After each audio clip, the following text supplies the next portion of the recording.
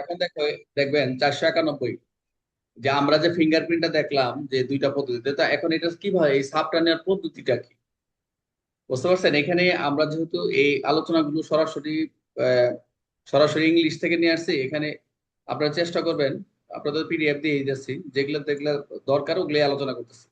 তো এখানে যেটা বলছে যে এখানে আঙ্গুলের ছাপ গ্রহণ করার পর অনেকগুলো পদ্ধতি, যেগুলো পদ্ধতি অনুসরণ করতে হবে সেগুলো হচ্ছে নির্ধারিত ফর্মে ছাপ গ্রহণ করবে, এটা একটা মূল কথা। ছাপটা অবশ্যই নির্ধারিত ফর্মেই গঠন করবে। তারপর হচ্ছে নির্ধারিত স্থানে থাকবে, যে কোথা থেকে নিবে। আঙ্গুলের অবস্থানটা কেমন হবে, এটা টিপ ফর্মের উপর দিকে থাকবে। এবং স্লিপটা ভাঁজ করা থাকবে, রোল প্রিন্ট যেটা হচ্ছে স্লিপ নির্ধারিত এখন যে ভাঁজ করতে হবে, সম্পূর্ণ ছাপ গ্রহণ করতে হবে, যেটা আপনি নিবেন দুইটা পদ্ধতিতে, যে রোল প্রিন্ট বা বাল্ব সম্পূর্ণ আকারে দৃশ্যমান হতে হবে, এটা একটা খেয়াল রাখতে হবে। নির্ধারিত স্থানে নিতে হবে, যে প্রতিটা আঙ্গুলের স্থান নির্ধারিত ঘরের মধ্যে নিতে হবে, খুব ক্লিয়ার, যাতে একটা মাঝখান দেখা গেছে ফাঁকা উঠে না এরকম। শুধু উপরের আপার হলে ছাপ থাকবে, যেটা উপরের দিক থেকে। ডান হাত আগে সবসময়, যে নির্ধারিত নেওয়ার আগে বলছে ডান হাত আগে নিতে হবে, প্রথম ডান হাতের রোল প্রিন্ট নিতে হবে। একই সঙ্গে চার আঙ্গুলে প্লেন প্লেন প্রিন্টও নিতে হবে, চার আঙ্গুলে। পরে একই পদ্ধতি বাম হাতের ছাপ নিতে হবে, প্রথম ডান তারপরে বাম। আর তথ্যটা স্পষ্ট দিতে হবে, যে কোন আঙ্গুলের কোনটা, এটা তথ্যটা ব্যক্তি এবং ব্যক্তি স্থানে পরিষ্কার পাঠযোগ্য লিখতে হবে। স্লিপ পূরণ করতে হবে, যে নির্ধারিত ফর্ম আছে, যে বাম হাতে ছাপ নেওয়ার পর স্লিপের উল্টা পিঠের নাম, ঠিকানা, বিবরণ, পূর্বদণ্ডটা যদি থাকে লিখবে। এগুলো হচ্ছে কুটে করে আর কি। ব্যক্তি স্বাক্ষর করবেন, অক্ষম হলে টিপসই দিবেন, এবং বাম হাতে বৃদ্ধঙ্গ প্লেন প্রিন্ট নেওয়া হবে।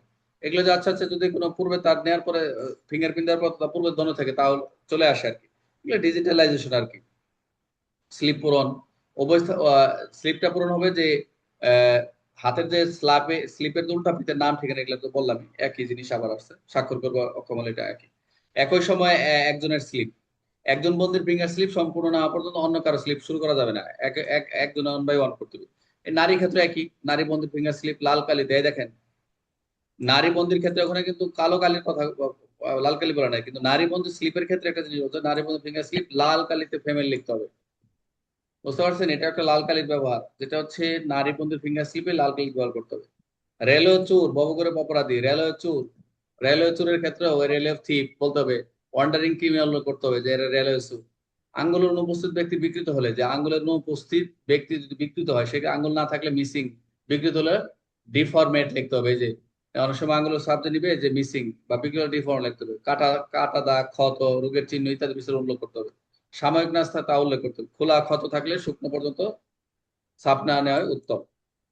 কুষ্ঠরোগীর ক্ষেত্রে দেখেন, কুষ্ঠরোগীর লেপার আঙ্গুলের ছাপ কোনো অবস্থাতে নেওয়া যাবে না। কুষ্ঠরোগী, সংক্রমণ বা সোয়াশ রোগে আক্রান্ত ব্যক্তি সম্পূর্ণ পূর্বে আঙ্গুলের ছাপ নেওয়া যাবে না। মানে এখানে কুষ্ঠরোগী ও সংক্রমণের ক্ষেত্রে ব্যতিক্রম দিচ্ছে, যেদের দরকার নেই।